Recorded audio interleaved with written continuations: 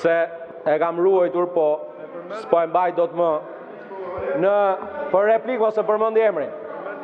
Me qenë se ju bëra një kronologji të gjithë shka keni bërë për ta dëmtuar Kosovën, vetëm 28 ditë pas shpalljes pavarësisë Kosovës hodhët në Ergërdecin, të dy bashkë. Faleminderit.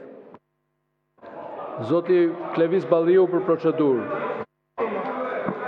Zoti kryetar, procedura jepet me njëherë sepse lidhet me ato që po ndodhte. Nenin 50 që keni vënë këtu dhe keni ndryshuar rregulloren bashkë me këtë partnerin e Suel Qelës, është që tregon nëse zotëria në fjalë del dhe i referohet një deputeti dhe i shtrëmbon fjalët, i jepet fjala për replik. Tani të lutem shumë, më shtoni fjalën për replik që ti replikoj antarit bandës Suel Qelës.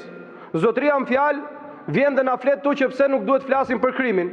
Normal që s'flasim dot për krimin se del emri këtij te krimi.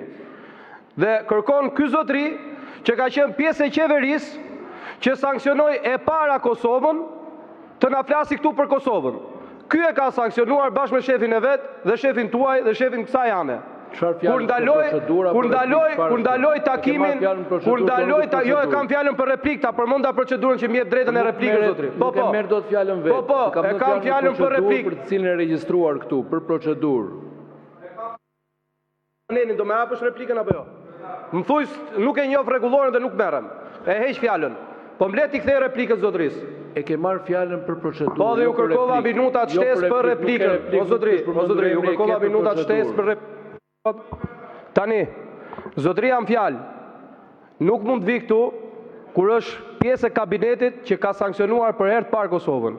Zyra e kryeministrit të Shqipërisë e Sali Berishës ishte zyra ku presidenti i Shteteve të Bashkuara erdhi dhe nxorri Kosovën pavarur.